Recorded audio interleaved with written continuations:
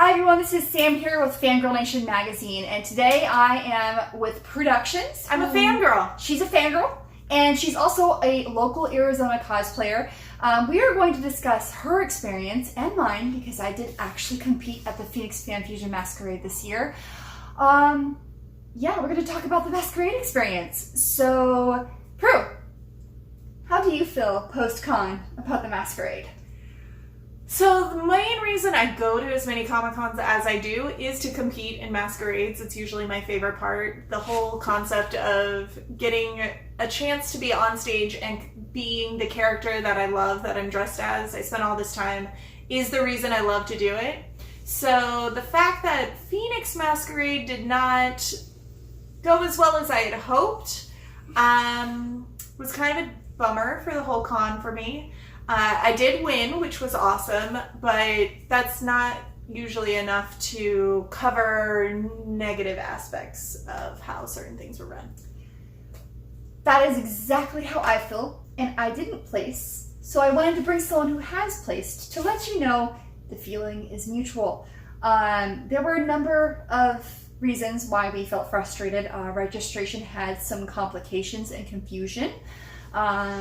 People were asked to complete things 3 months ahead, and those of us who did and submitted on time were frustrated when they pushed it out for another month and a half, basically. Because we could have done more in our costumes, or done completely different costumes if we had more time.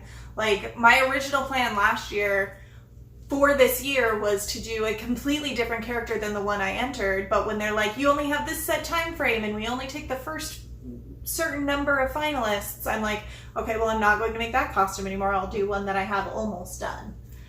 So that's just one of the things. You know, registration was a little bit of a problem. When we got to the room, there was no water, and in Arizona, even though it was very temperate and nice that weekend, you need to have water.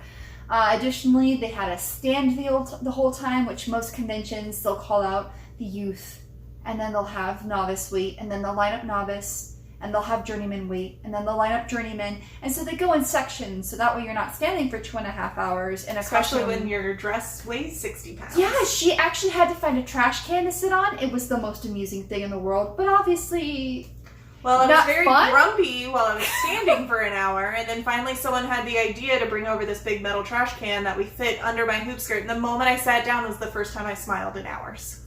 I wish I'd recorded it, because it was like the epic relief face. Yes, like that, right there. Additionally, there were issues with categorization and with the final announcement of prizes. So I'm going to list out more in an article, but we wanted to summarize with I'm literally never competing at Phoenix Fan Fusion again. I will only compete at Phoenix Fan Fusion if drastic measures are changed. And I have 3 must-haves before I go back. What are your must-haves? I must have a new MC, I must have a new stage manager, and there must be a group category. Must be a group category. All right. Well, thank you, Prue, for coming here. And thank you, fangirls, for watching. You will see more pictures from the Masquerade and a list of things that occurred that are both positive and negative in the article that we're about to post. So, fangirl on!